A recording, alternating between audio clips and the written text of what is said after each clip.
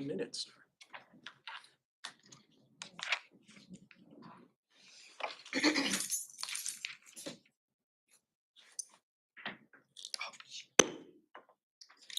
Good evening, everyone. I'm about to open up the Norwich Board of Education meeting for November the 15th, 2022.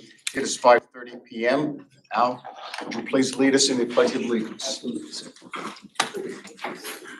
I pledge allegiance to the flag of the United States of America and to the republic for which it stands, one nation, under God, indivisible, with liberty and justice for all.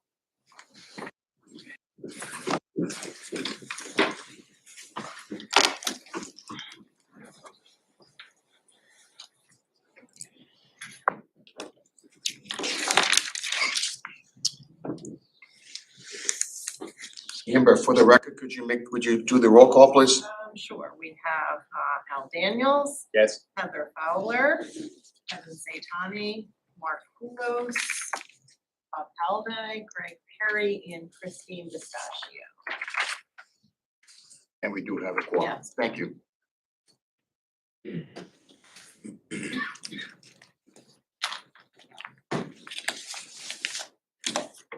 Item number 1.2 under the opening of the meeting. I need a motion from the floor on approval of the minutes of the Board of Education meeting from October the 11th, 2022. Aaron Daniels, so moved. Mark Kulos, second. Motion on the floor and the second to approve the minutes. Is there any discussion? Hearing none. All those in favor? Aye. I vote aye. All opposed? So voted. Superintendent's awards. Thank you. This evening, I have the great pleasure of awarding the CAPS, the Connecticut Association of Superintendents Award to two students, one from Global Middle School and one from Norwich Transition Academy. So I'm just going to read what the award is about, and then I'm going to call up the principal and the student so that the principal can read something about the student, and then we have a lovely certificate. And so the CAPS Superintendent Student Award Recognition Program provides superintendents with a means of aligning themselves with students in their local communities. And students are selected based on community of service, service to others, academic prowess relative to ability, and leadership service to the school community. The Superintendent Student Award Recognition Program is designed to allow superintendents to move beyond the academic achiever who routinely receives recognition and to use their discretion and understanding of the students to reach a wider spectrum not often or perhaps not ever considered as stars. And today they certainly are stars. And so I'd like to call up Dr. Raina Northcutt and her Global Middle School Award recipient, Shamar Twiggs Hayes.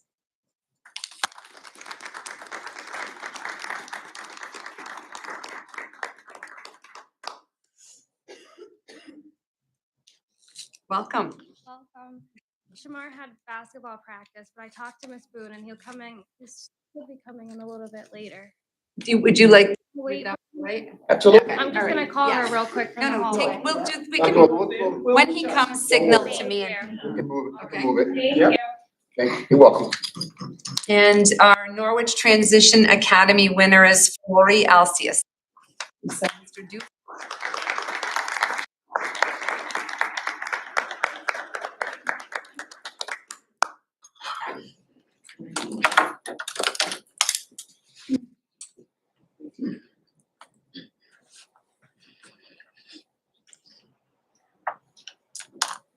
Won't you have a seat?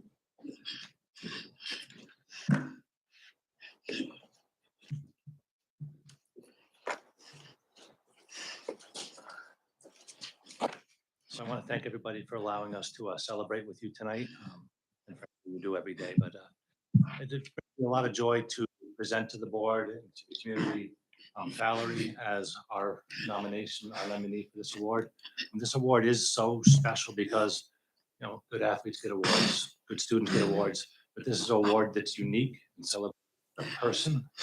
And I don't give it out lightly. There's been years I don't nominate somebody, but this young lady inspires all of us every day.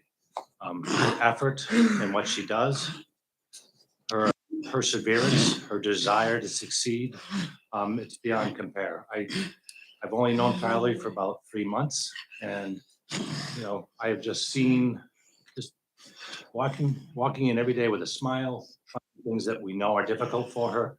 She routinely will just say, "I got this, I can do this." And she's amazed me from September to now.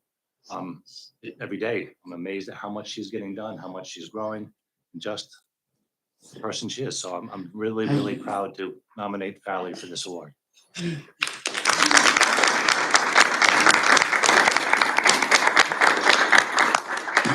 My pleasure to award you with a certificate of excellence. This is yours to take home, and you have a medal that you can either choose to wear or you can just carry it with you. But congratulations, I'm proud of you. Thank you. You're welcome.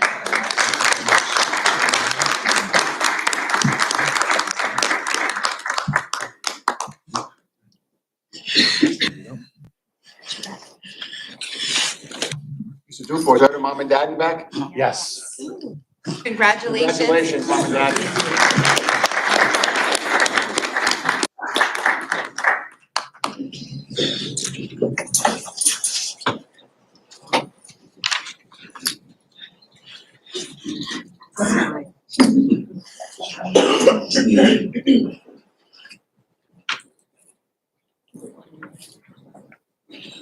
He's here. Come on up, Shamar.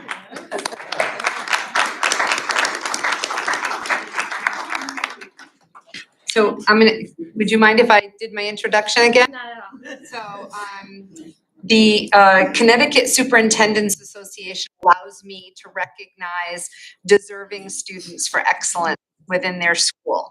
And the program awards are based on community service, service to others, academic ability, leadership to the school community. And it's designed to go above and beyond the typical ways that we honor students. And we recognize like you as a person and all the contributions that you've made to the school. So I'm happy to see that you were at basketball practice. I hope that that is very joyful to you. And Dr. Northcutt is going to read something about you, and then I have a certificate and a medal for you.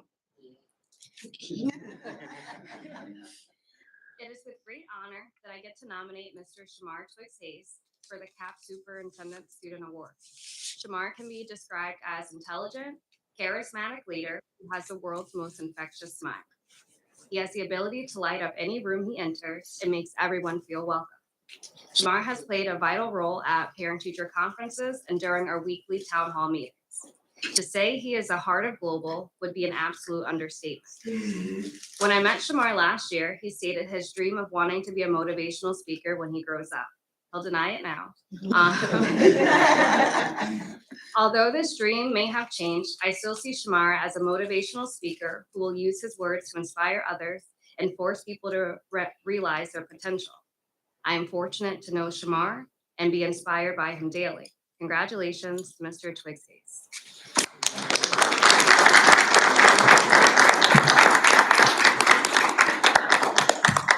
It's my honor to give you the certificate of excellence for the achievement that you have received tonight. This is yours to take, and you have the Medal of Honor, something that you can wear if you'd like to, or hold if you prefer. Congratulations.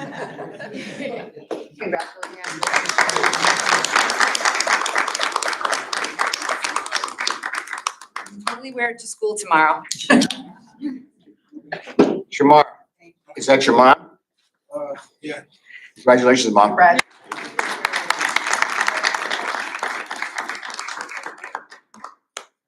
We may or may not have to hire you as a motivational speaker. The teacher commencement exercises in the future. Give me a call.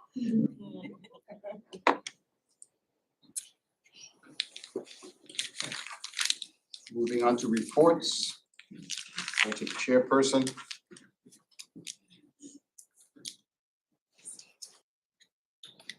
As I open tonight's board meeting, I do so with much enthusiasm, garnered hope, and bountiful thanks to all those involved, which brought a much-needed expenditure for our schools to an overwhelming approval by the voters here in Norwich last Tuesday, and made it come finally to reality.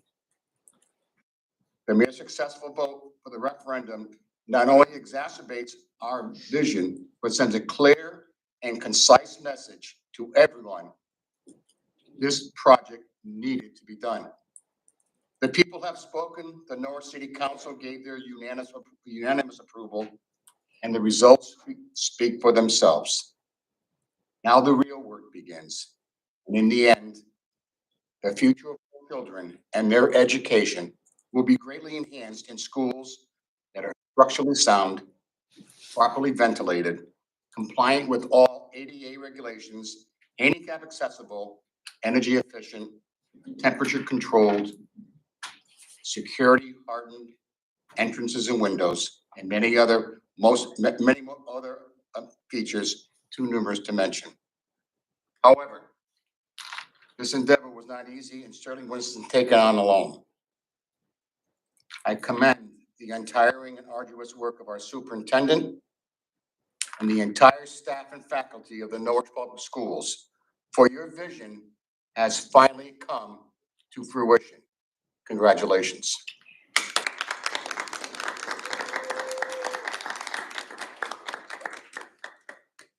And finally, to the chairperson of the School Building Committee, Mark Betancourt, as well as our Board of Ed members who sit on the committee, Mark Koulos, Al Daniels, Christine DeSascio.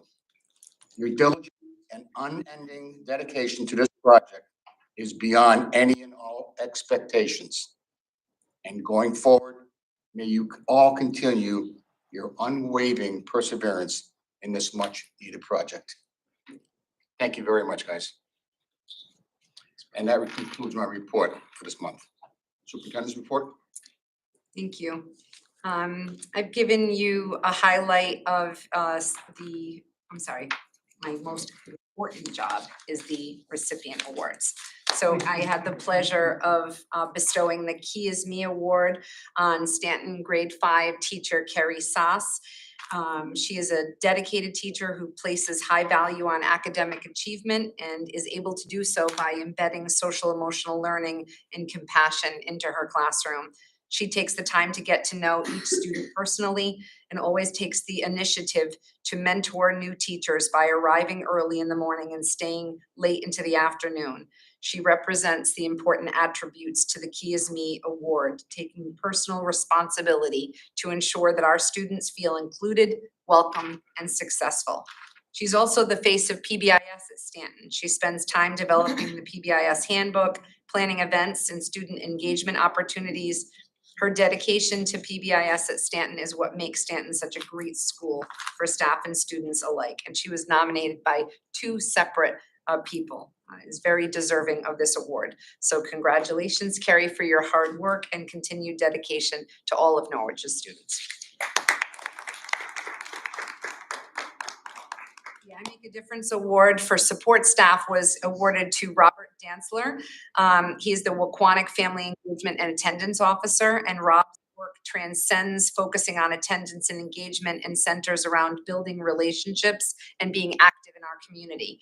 He always goes the extra mile to boost Waquanic's attendance. He will do whatever it takes to ensure students are at school and ready to learn. He is willing to confer in the parking lot. I've seen that actually. Attend football games on weekends and do home visits as needed. He is the man to see regarding updated contact information for students and families. Our families at Waquanic know that Rob is a resource and he works tirelessly to support all kids. The staff at Waquanic feels that he is an integral part to our success, and we can always count on him to be a team player. He's most deserving of this award. Waquanic School is lucky to have him as a part of their community. Congratulations, Rob Dantzler. And the student that was honored by not her teacher, but her support staff teacher was also in Stanton in Carrie's classroom. So that was sort of a fun double bonus. That student is Sydney Ferguson. And this is the words of Sydney Varant, who is her social worker. I can think of dozens of ways to describe Sydney. Put simply, she is compassionate, strong, and brave. She has demonstrated tremendous growth in the past year, but especially this school year. She has demonstrated the ability to engage self-reflection, self-management, and has advocated for other students in situations that required a lot of courage. She encourages others to make safe, respectful, and responsible choices. She is a natural leader and will often call on these skills to lead her peers in the right direction. She enjoys helping out in the kindergarten classrooms and looks for opportunities to help others. Sydney is not just a valuable member of the student body at Stanton, she is also a valued member of the student body in the Norwich Public Schools. Congratulations, Ms. Sydney. I report our COVID data, our openings, just in case, there are folks that are waiting to apply for teaching positions. We're doing a really good job of maintaining stability within the positions, but we do still have some openings. I neglected last month to welcome our adult education director, John Glover. So I wanted to introduce him to you. John, if you could please stand or come forward. Our new adult education director, Dr. John Glover, began his new position on October 3rd. He holds degrees from UConn, UNH, and UMass. He holds a doctoral degree in education from Northeastern University in curriculum, teaching, learning, and leadership. Dr. Glover was a middle school teacher in Old Saybrook and a curriculum specialist from 2001 to 2011, as well as a district instructional leader at Old Saybrook High School from 2011 until he came to Norwich. He's also a graduate adjunct professor at Southern New Hampshire University. Dr. Glover resides in East Lyme, and we welcome him as he begins his new role in adult education. And we certainly thank Jody Lefkowitz for her service and her compassion and her care. She will always hold a treasured spot in our district, and she was so integral to John's coming on board. They spent about almost a month together. And I know that there was a lot of learning takeaway on his part, thanks to the experience and heart that Jody provides. So we will miss her, but I'm sure she's already either onto a new project or enjoying retirement. I bet it's the new project, however, knowing Jody. So I'm not going to go through my entire report, but I will say that the policy meetings are taking a life of its own. So thank you so much for blessing me with that super fun work that I have to do. We do spend a lot of time in the policy committee meetings. And so when they come up on the agenda today, there are some that are retiring, some that are red line changes from legal, and some that they're model policies that legal is requesting, but they are all legal moves. They aren't coming from our people. We wanted to make sure that everything was aligned with law in Connecticut. I did do an overview for families about the facilities project. And so for those who are listening who may not receive my notices to parents and staff members, the school configuration in this new facilities project will change dramatically. We right now maintain 2 middle schools. We will also in the future. There are 7 elementary schools. Bishop houses our preschool, special education, our business office, payroll, food services, IT, and facilities staff. We have Norwich Regional Adult Education, Norwich Transition Academy, a Hickory Street house that houses Student Services Office, and then our central office on Town Street. 14 buildings that are maintained by the school department. By the completion of the project, we will have 8 buildings, which significantly reduces management and expenses by taking 6 buildings offline. There are no changes planned for Kelly Middle School. There are renovations and additions to Teachers Global Middle School. There will be 4 elementary schools. Each will be bifurcated with a lower school for preschool to grade 2 and an upper school for grade 3 to 5. A new building to replace Moriarty, a new building to replace Stanton and Uncas, and the addition of a brand new elementary school on the Golden Street in Greenville. The former Huntington Elementary School will house adult education, central office, student services, the business office, payroll, IT, food services, and facilities, and there will be no changes planned to the Norwich Transition Academy. There was a lot of detail that went into the enrollment forecasting, and I think it's important that that parents and community members know that children live in different places than they did 10 or 20 years ago when the enrollment boundaries were created. So if you have a house and you call the realtor or the school department and say, I just bought this house or I moved into this apartment, what school do I go to? It's the school boundary that was assigned to you 10 to 20 years ago.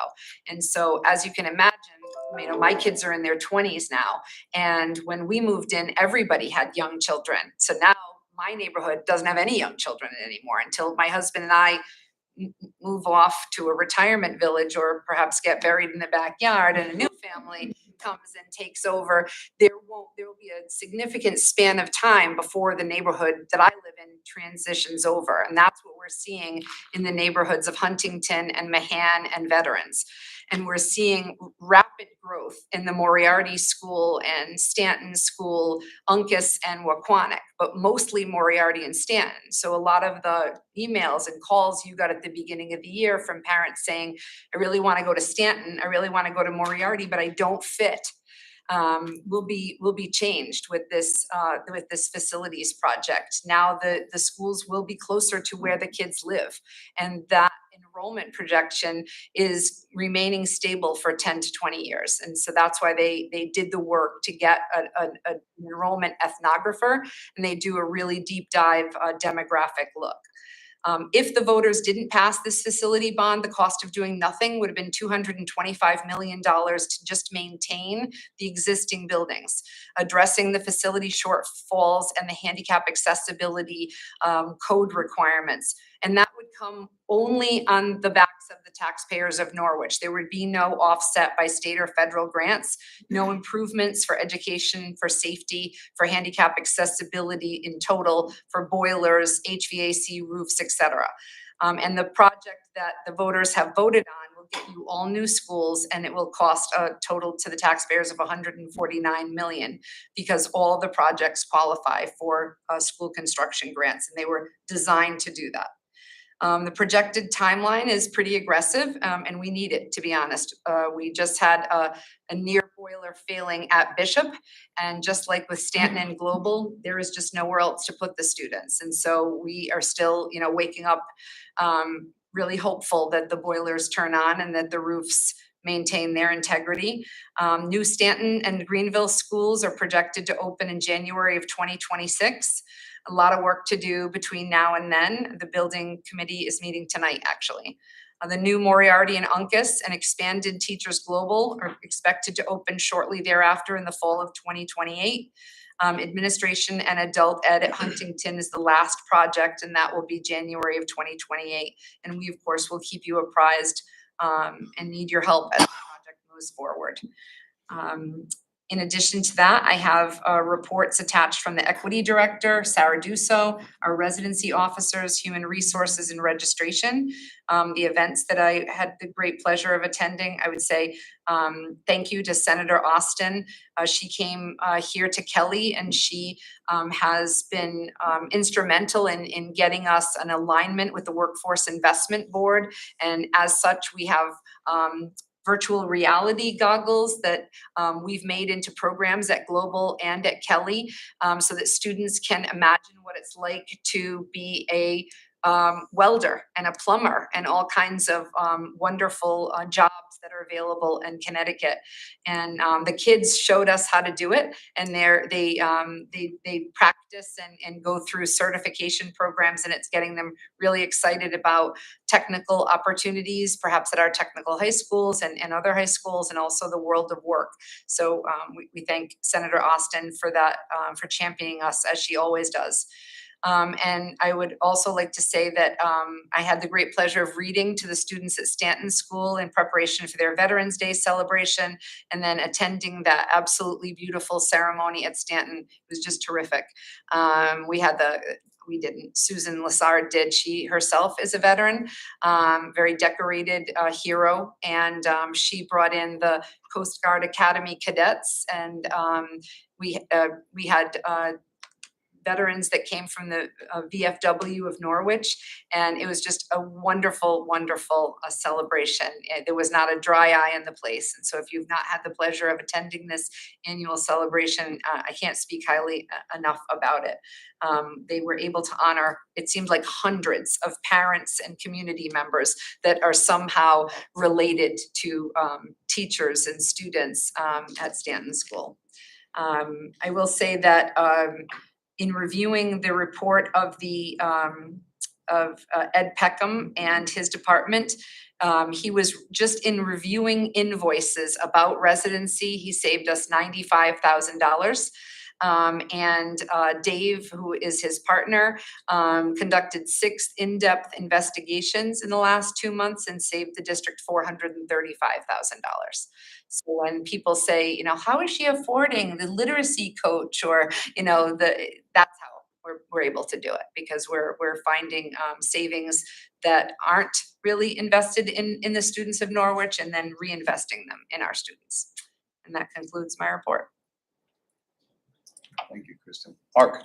And if I could just add on to that, further in the report, he says that in the nearly 3 years that the office was created, they've saved the district over $8.6 million, which is greatly reflected in our bottom line, and gives us the ability to fund many of these projects that we had not been able to before. Anybody else? Thank you, Kristen. Report of the Assistant Superintendent. Good evening. I just have a few highlights, won't be before you long. The data that you're seeing in the report, that is the iReady data that you saw last month, except this time it includes grades K through 3. So I did promise that you would see that this month, so that is there. I also wanted to mention that we sent out to the community the extended school hours mini grant proposal. We received 7 community organizations applied and were scored based on our scoring rubric containing requirements of the grant set by the state. And through the $55,000 that was available, 2 organizations were fully funded due to their exemplary applications, which included strong academic components as well as family involvement. That included New England Science and Sailing in the amount of $24,970, and to provide after-school programming at Global Studies, Huntington, Mahan, Uncas, and Vetters. And then also the Denison Pequot Nature 2 Center in the amount of $10,920 to provide after-school programming at all 7 elementary schools. So we're really excited about that. So I just kind of wanted to mention that to you. And I was also excited to participate in the Character Day at Waquanic, where you could dress up as your character.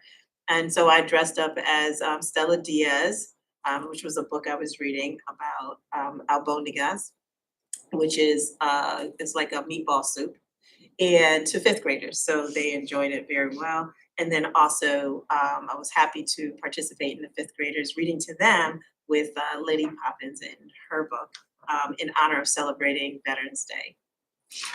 You'll also see I did include our report from the multi-language learning director, and I did that because I noticed that my report is getting super long because I'm trying to include like our data and things that we're working on to help support and improve that. So I just wanted to highlight that the first annual Hispanic Heritage event was held on October 6th at Kelly Middle School, and over 300 people attended the event, and it was well received by the community. There were various interactive activity tables such as cultural face painting, arts crafts, artistic presentations by students, and the dance lessons, and the feedback was excellent.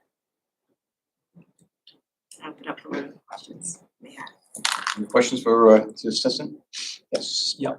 I know it's early in the academic year yet, but have we seen any progress? Are we making a dent in the learning loss for math and English?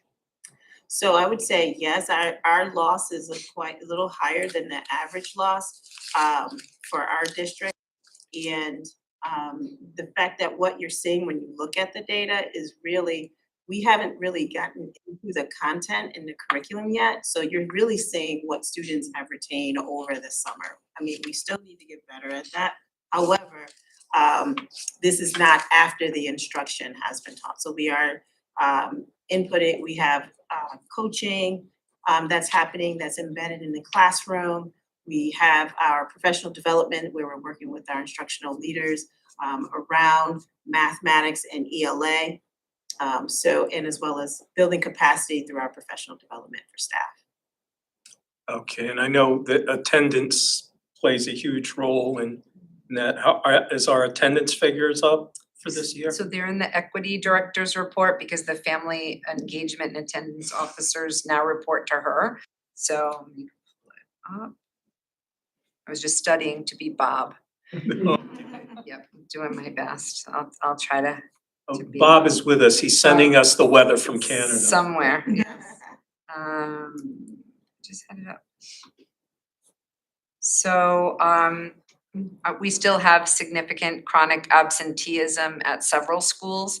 Our total attendance, we have 16.88% of students are chronically absent overall in the district. The highest chronic absenteeism looks to be at global studies, and the lowest looks to be at Moriarty. Nope, I'm sorry, Uncas. So close, Kate. It was like inches away. And it says in Sarah's report, 6 schools have reduced their chronic absenteeism rate since the start of the month. And overall, that's what we're showing elementary and middle school. And then it maps out in lovely graphs the percent chronic, not chronic by school. Then it also does it by grade, education status, ethnicity, English language learner status. She also speaks about the LEAP home visitor program from July till now, 1,593 total home visits and phone calls. And the work of our equity coaches, a behavior dashboard, the work of the family community engagement workers. I can see pictures of the fire safety work at Huntington, the veteran celebration at Stanton, the McKinney-Vento numbers, the recruitment and retention committees work. She also manages the school counselors, social emotional learning data, and the volunteer coordinators, of which there are 322.25 volunteer hours from October 1st to the 31st. Christine? What seems to be the most frequently given reason for an absence? I'm sick. Just that, let's see. Good, Tamara? I just wanted to add to that. So if we have about 50 days of school and you get the flu, you're gonna show up as chronic, just at this juncture in time. So just kind of keep that in mind. Right. And usually what happens is as we go throughout the year, you'll start to see the numbers drop a little bit because now we have more days of school. So it's not as representative of 10% of the absence. Okay, thank you. And reading the data, I believe overall enrollment was up this year from last year. Not significantly, Not, but yes. you know, at least we're, I think that what's happening now is that students who were formerly homeschooled are starting to return. Our kindergarten numbers have definitely jumped over what they were last year. That's been significant. And I'm gonna just try to pull up into my report to pull up the registrar.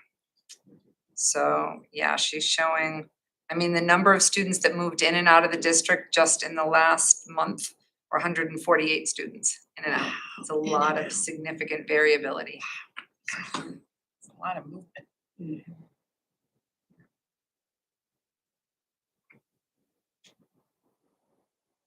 Anyone else?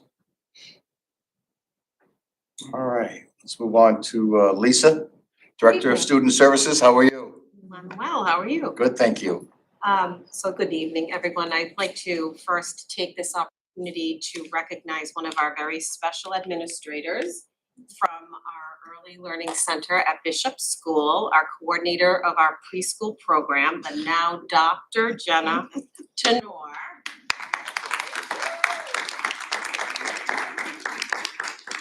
Who successfully defended her dissertation at Lesley University in Cambridge. And it is called, I hope I get this right, The Family School Partnerships Forged During Video Conference IEP Meetings for Children Transitioning Between Early Intervention and LEA During the Global COVID-19 Pandemic.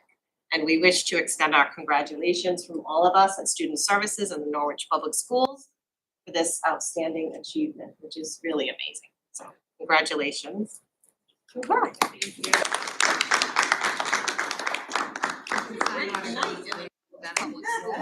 Great night. We have more doctors than Bacchus in here. And we pay less too.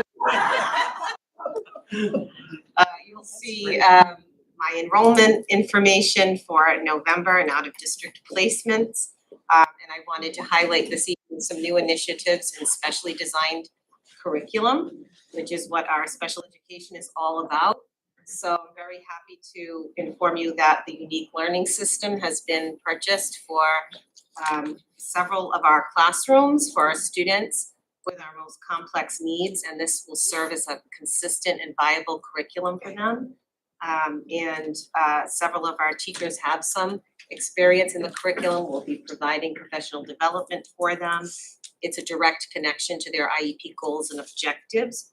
And we've had teachers initiate a 30-day free trial, and now we have the program, and that will be in place over this next month with Fidelity. In addition to that unique learning curriculum, we're ordering something called the Accessible Literacy Learning Curriculum Kit, and that is going to be a pilot this year.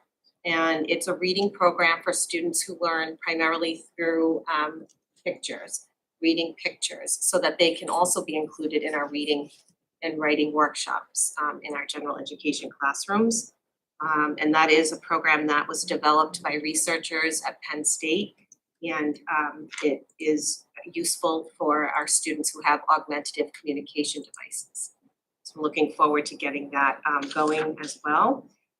In addition to that, we're going to be working through something called the Embedded Inclusion Institute in our schools, and that's something that I'll be talking about tomorrow at our District Leadership Academy. And that's something that is a learner-centered planning idea. And it's when we work with one particular student with IEP supports, and we talk about their strengths, and we plan for their access into the general education curriculum and what that means for them. And we'll be working on that throughout the district and continuing to build our inclusive practices. And you can see a little graphic in the report that kind of outlines a little bit about that. Our work with the IEP quality training has concluded. And lastly, I wanted to bring your attention to a change in date for the Student Services and Parent Collaborative, which will now be on the 30th, a virtual meeting. And information to families will be coming out in the November issue of the latest from Student Services. And since it was already mentioned by my partner here, I did also, I may or may not have attended the Aquanic storybook character as perhaps Dragonona and visited a couple of classrooms and had way too much fun. It was a great time. I met Amelia Bedelia and a whole host of other characters. So it was a great time and really enjoyed it. That's all I have. I'm happy to answer any questions. Any questions from the board? Thank you, Lisa. Filling in for Bob Supensky is out of the bullpen comes Kristen Stringfellow. Hi, I'm Bob. Nice to meet you. Changed a little bit. I had a great time in Canada. So I'm gonna try to do this with the enthusiasm that Bob would bring. Teachers, global boiler project has been completed and the boilers are operational. Yeah, we had a little bit of a scare this week. I sent you all an update, actually Raina did. When boilers fire up for the first time, there is this pesky little smell of mercaptan, which is the same smell as gas. And so teachers who have spent their entire careers opening the windows because they can't count on the heat, when they open the windows, then the exhaust kind of comes right into the building and you smell a smell of new boilers firing. And so that's typical, and it's just hard to remember, don't open the windows. You know, we have a real boiler now, an actual heating system you can trust. He also speaking about the 2022-2023 budget, the format of the monthly year-to-date budget report has changed. The report is a PDF download from Munis and has the exact same object codes as the previous version. It just looks like a formatting update. He's done the budget analysis, starting with outside tuitions for designated high schools, NFA specialty programs, and magnet schools, to a total of $25 million, which represents 29.4% of the district's overall budget. Most of the tuition bills have been received, but they are still waiting for invoices from Waterford, Griswold, Colchester, Ledyard, and New London, which are all still outstanding.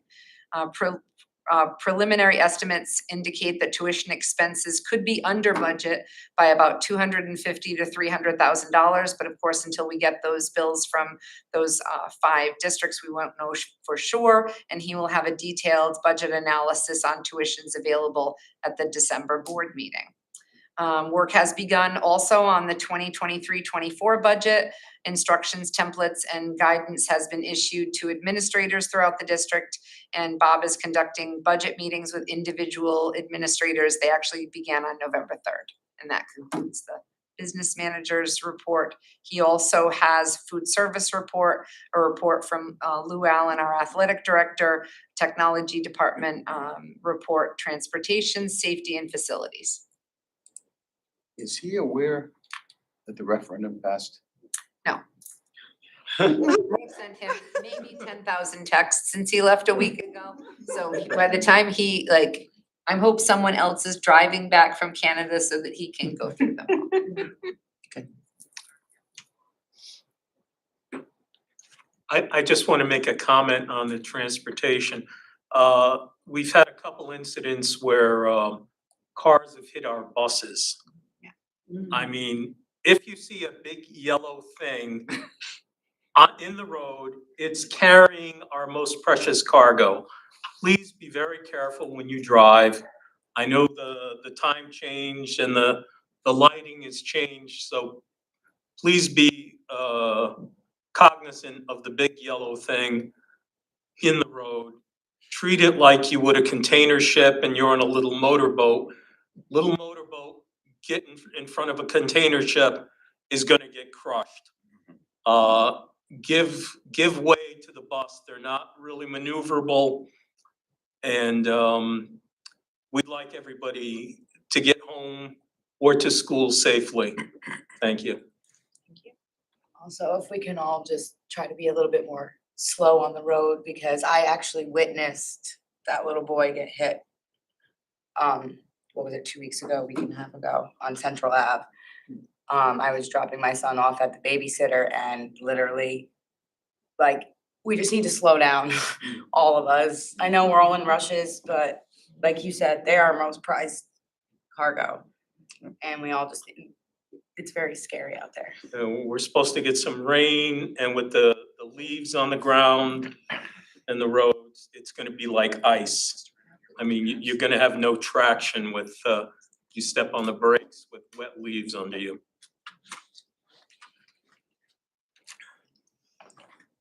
All right.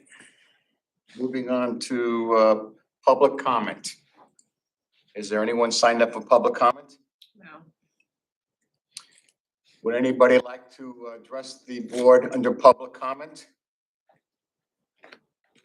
Would anyone like to address the board under public comment? Would anyone like to address the board under public comment? Public comment is closed. New business. Action items on 1, 2, 3, 4 items on deletion of policies as indicated under 5.1, 5.2, 5.3, and 5.4. We'll do it as a one action item. I need a motion from the floor. I make a motion that we go ahead and delete policies listed under 5.1 through action item 5.4. Kevin Satani, I will second that motion. There's a motion on the floor and a second. Is there any discussion?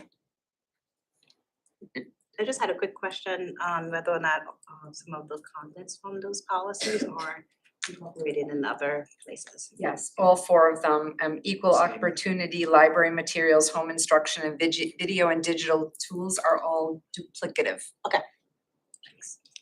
So the worry is from Shipman and Goodwin that when their model policy changes, you get a new model policy. This is not a model policy, is not incorporated, it's extra. So it won't change and it'll be out of date and you'll be operating under a policy that's not aligned with law any longer.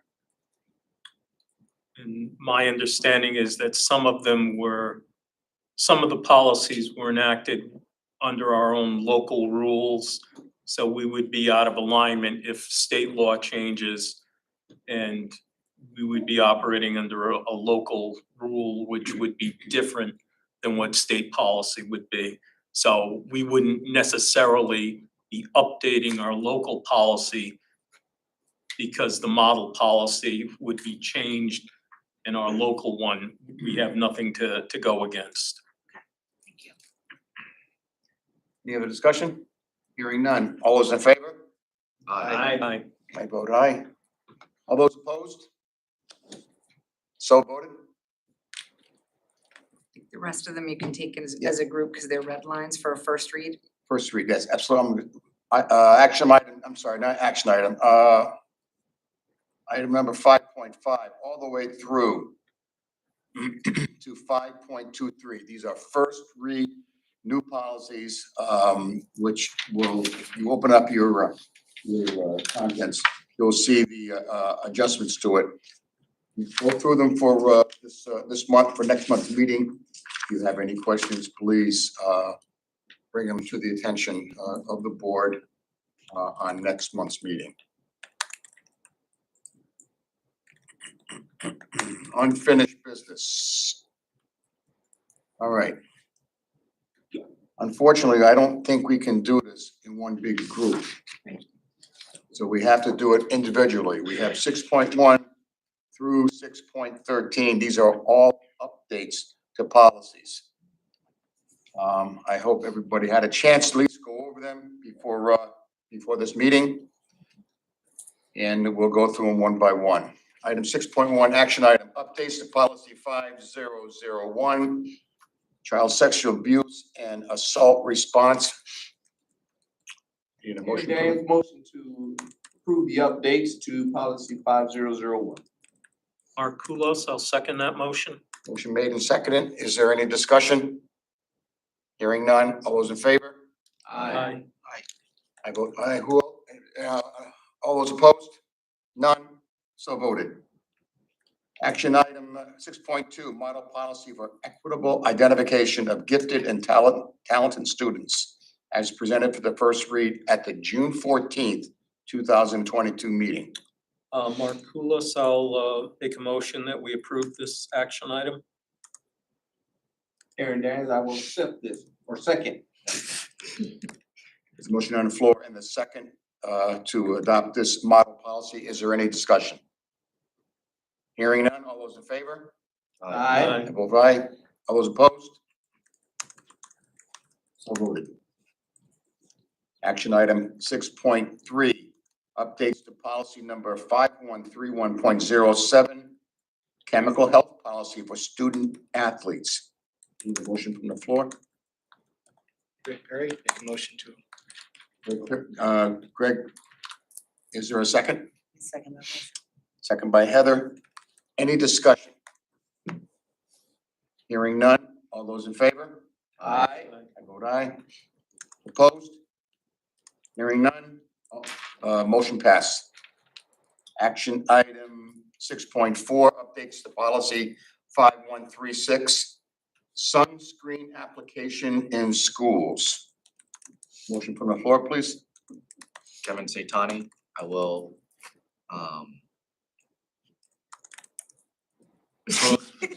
my mind just blanked out. Sunscreen, that's all I heard. That's all you heard. No need the Thing sunscreen. about, Yeah, I know. to approve the updates to the sunscreen policy. Christie's second that. There's a motion on the floor and seconded to update this policy. Any discussion? This does not include a stipend for a sunscreen applicator person, correct? Not to my knowledge. No, sir. okay. I just have a question. Certainly. The written authorization that has to be provided, is that something that's part of a packet that goes to all families at the beginning of the school year, or I is think it it's in the something that's handbook, but individual? Tamara just revised the handbook, so is it in the handbook? You know, no, it is not. However, that's okay. We can put that in there. And I also was kind of going back and forth because I was like, from reading the policy, I was like, wait, did we adopt this yet? No, not yet. So, yeah, I know I'll need to go back in and make revisions. Yeah, just the concern would be is that you would have someone who let it fall through the cracks, they didn't sign this, and then they're going outside on a hot day and they're breaking a rule because of it, Right, because they put the sunscreen on. absolutely. This would basically track with the other OTC medications, our policy, because you don't want to be sharing sunscreen because you don't know if the person next to you might be allergic to some of the components. Any further discussion? Hearing none. All those in favor? Aye. Vote aye. Opposed? So voted. Action item 6.5, update to policy 5141.05, suicide prevention and intervention. Need a motion from the floor? Mark Kulos, I'll make a motion to approve. Motion to approve. I need a second. Kevin Saitani, I will second. And there's a second on the floor. Any discussion? Hearing none. All those in favor? Aye. Right. All those opposed? So voted.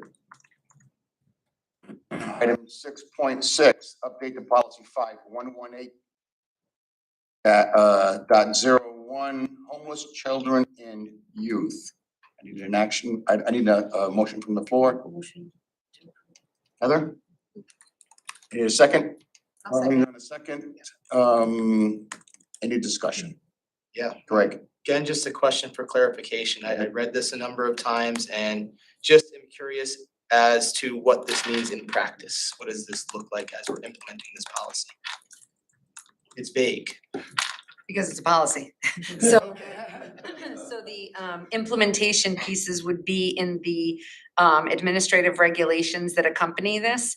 And so yeah, I thought we did that last month. It's usually provided only on the first read. Okay. But any suggestions that you have that you might see that you'd like me to consider, I certainly would be happy to. Thank you. So this basically tracks the McKinney-Vento Act and the state implementing law of the McKinney-Vento. And if we felt it wasn't quite enough, to be honest, there was a policy that we didn't have at all that you just put in for a first read. It is new policy, and it's, give me one second, there's just 10,000 of these. Yesterday too. It is the it's item 5.17 on your agenda, model policy 5,000 series.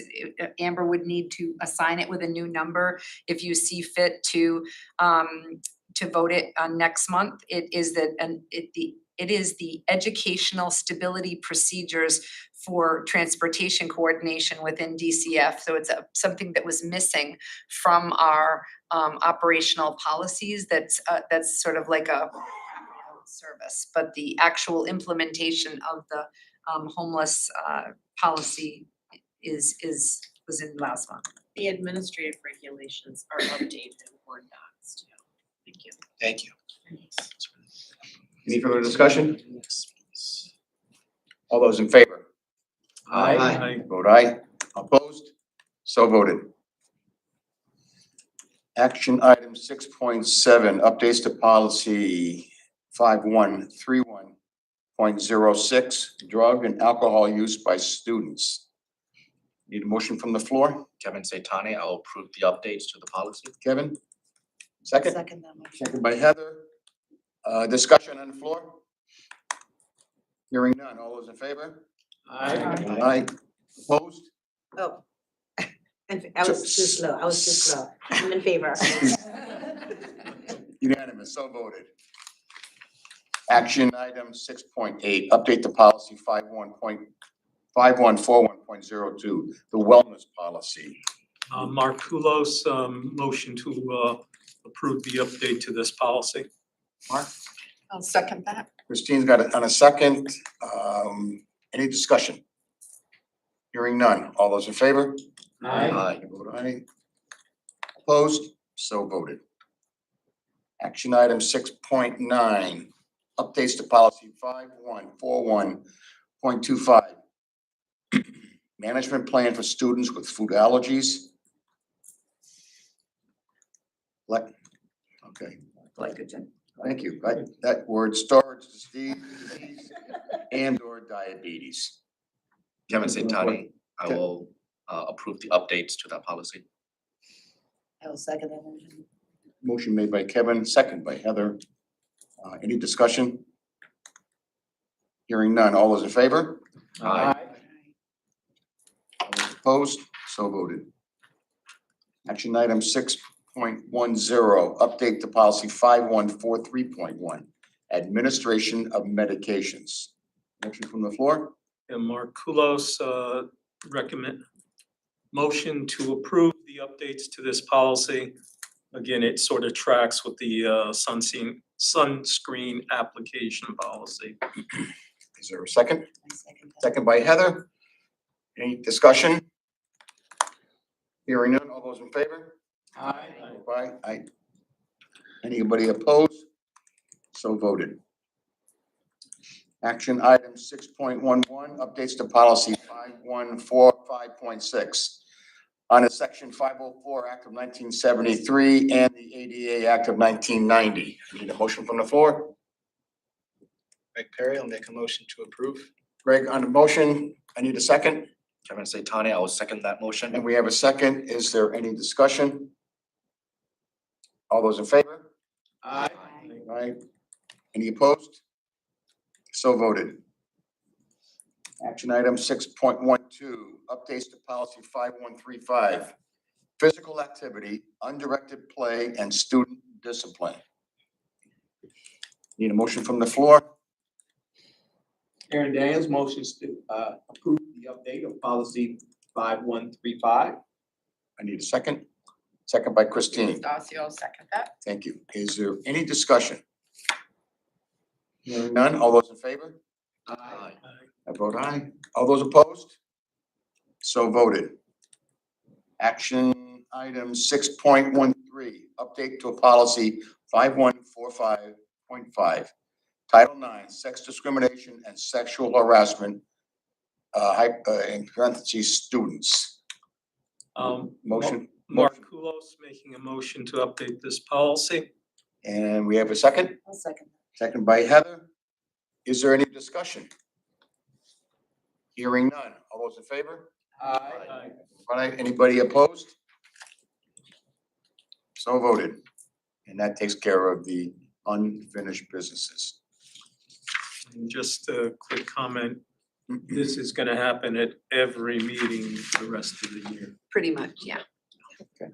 All right. They're gonna get a little more complicated because you're seeing now, the first grouping that I did for you that you approved tonight were just red line legal changes. Yeah. Now you're gonna see some additions of new model policies that they've not presented to us before, the deletion of policies and the red line changes. So there'll actually be substantive law changes, language changes. Not for the majority of them. So Right. for the ones that you did for a first read tonight, there were 4 that you removed. There's really one that's a brand new policy, but it is an add-on to the DCF homeless policy, and the rest of them are red line changes. And the red line changes could be one word off. So they're not substantive, but they're just hefty. There's just a lot of them. There's a lot of them. It's a lot of reading. A lot to digest. Yeah, a lot of reading. And I noticed that you can go into it, you can make your own notes and actually formulate your own question. Yes, So if in you have Word any docs. questions in your docs, you can bring it up under the discussion phase of the motion. And if between this meeting and the next meeting, you have some questions, it's helpful, I don't wanna pay to bring the lawyer to every meeting. So if you have things that occur in between the 2 reads that I can run by Dory from Shipman and Goodwin, that I won't have an answer for you for any of the legal, like, why must we do this legally? I won't know that. So when Dory says this is a legal update, then I ask her questions about it, but I can't, she shows me which law it is. They're all in the appendices. And that's largely what we're seeing. All right, let's go on to committee reports. Budget Expenditure Committee. Let's see, we don't start until, same thing with the City Council and Board of Education Ad Hoc Budget Committee. Yeah, that's next. All right, 7.3, Negotiation Committee. Yeah, just a quick comment. We finally got the final copy from Shipman and Goodwin. That is of the tentative agreement between us and the Norwich Teachers League. The Teachers League still has to approve the contract. Hopefully that'll be done before our December meeting, so then we can vote on it and get everybody on board with the new contract. Also, we're gonna be having we've started with the administrative assistance bargaining unit. We'll be having another meeting the end of this month. And we hope to start up again with the food service workers. That's been dragging on for too long. They've had problems with representation on their side, but hopefully we'll be able to get that started again. And those are our final bargaining units for what seems like the last 2 years has just been nothing but negotiations. I think the teachers I sat with one of the teachers, and I give kudos to their negotiator and to their union president and their committee, Bill Priest and his committee. It was a very amicable negotiation, and it was good and nice to see that it was resolved in such a quick fashion. Yeah. And everybody, it was a win-win for everyone, I believe. Anytime you don't have to go to mediation or arbitration, it's a win. Yep. Policy Committee, Kevin. Yes, so on Wednesday, October 26th, the policy committee convened together again to discuss a new batch of policies. And as always, thank you to the superintendent for going over the legal documents by Shipman and Goodwin and reviewing them with all the committee. And we had discussions and presented it to all the board tonight for the first read. Thank you. All right. School Building Committee, 2020. Just to mirror your comments at the beginning, it's great that the Norwich voters did approve the school facility bond referendum on election day. The final vote was 4831 yes to 3261 no, a difference of about a little over 1,500 votes. And we're very thankful to the Norwich voters. The committee's work is really going to begin now, where we're going to have to put out RFPs for design firms once we get the design out. And I'm sure we'll have back and forth with the community, the school administrators to come up with the best designs for these schools. We may be using one architect, it may be multiple. And we have to site the buildings. Some of them are on challenging terrain. So I'm sure we'll come up with great solutions though. And we hope that these new schools will become excellent world-class centers of learning and active community centers. So thanks to all the voters of Norwich. Thank you, Mark. Otis Library, Josh is not here tonight. He had some issues that he had to attend to. So we'll go on to IDCS. The IDCS board is meeting tomorrow. The last meeting was on October 19th. Most of that meeting was taken up by a presentation from the Connecticut Charter School Association, just talking about mostly legal updates in the world of charter schools and our relationship with legislators. There were 4 policies that were up for first reads at this meeting on student discipline, pre-K supervision, hand hygiene, and social media. Just in some news going on around the school, it is Spirit Week this week. This was organized by Student Council, and this is also being used as a fundraiser. That is, all the proceeds, the money is being donated to the National Diabetes Foundation. Much like Norwich Public Schools, IDCS was in session for the first time on Veterans Day this year and used that day for a lot of learning activities and a very well-attended and successful assembly with, I think, very similar to yours, just dozens and dozens of service members who are family members of students and teachers, sharing their stories, a beautiful picture slideshow. They were all there eating lunch with all the kids. It was a great day. Our sports teams just finished their fall seasons. The girls cross country team deserves a shout out. Out of 45 teams in the 1.7 mile state championship race, they placed 3rd place overall. Nice. Soccer team did very well this season, and we have basketball just getting started. Coming up, we have the Caring and Sharing activity and Bread Feast Day, which will be on Tuesday before Thanksgiving, so next Tuesday. Anybody would be invited to come to that. It is just a day of all the classes putting together and doing service learning projects that is capped off by a time where we get together and break bread. Excellent. That's from 9 to 11:30. It's not all day. Thank you, Greg.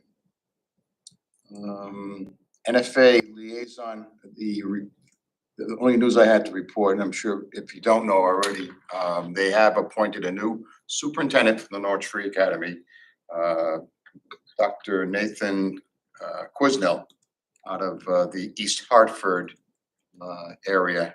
He's a superintendent there now. He is due to start taking over in July. Dr. Kelly is moving on. There's also been a change in the foundation board of directors. Todd Posler has ended his term, his 3-year term, and they have selected Dr. Mark Tramontozzi as the new president of the foundation. So their meetings are very interesting, and it seems like they're having the same issues that you are, Kristen, with teachers in retaining them and hiring them. So I worked with Nate in the Urban Alliance Superintendents Group, and so I already have a very positive opinion of him. He's very very honorable gentleman. He's going to put students first, and I already extended him congratulations and offer to meet and collaborate because I very much enjoyed the relationship with Dr. Kelly. He has always seen our students pre-K through 12 as I do, and wants to partner with us at every step of the way. And I have no doubt that Nate Quizno will do the same. We have enjoyed a great relationship with Norwich Free Academy for the past 3 years anyways, and I hope it continues, and it sounds like it's going to. So. All right, let's move on. Lauren. Yes, forgive me, the meeting wasn't until last Thursday, so that's why the report was not submitted over the weekend, but you have it in front of you. Thank you.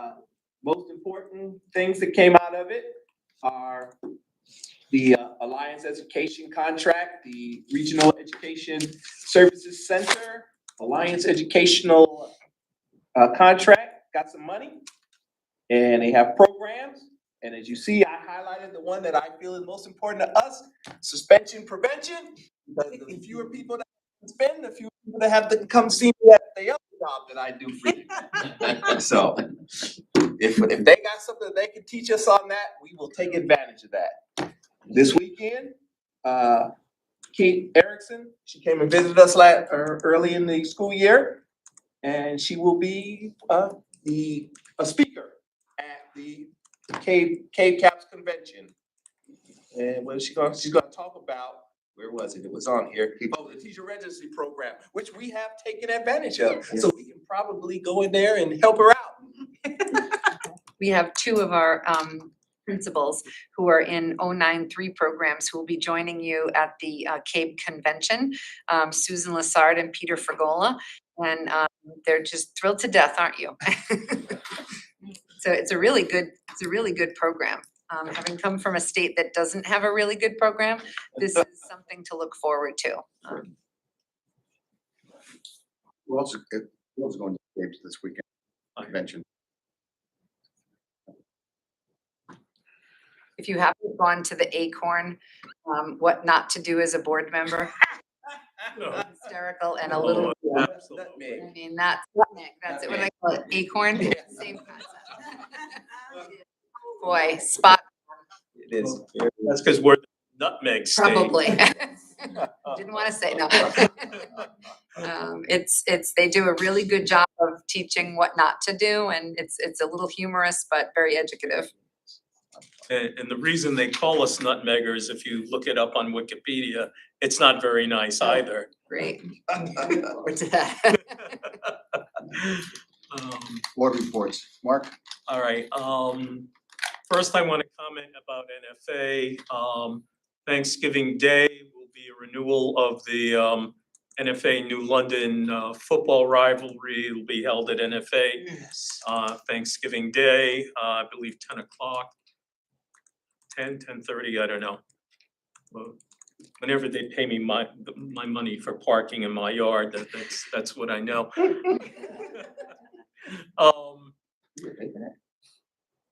Well, when you put out the sign, $25 for one. You shouldn't be charged, you're an alumnus. Well, I only charge New London people. I got you. So, yeah, Hey, and so that is the oldest high school football rivalry in the nation. Wow. Yes, so that's, over 100, I don't know, 150 years, something like that. And then my comments are on the Norwich Public Schools Education Foundation. This Friday, November 18th at 6:30, here at Kelly Auditorium, right across the hall. We're going to be holding the Staff Follies, which we haven't held since 2019.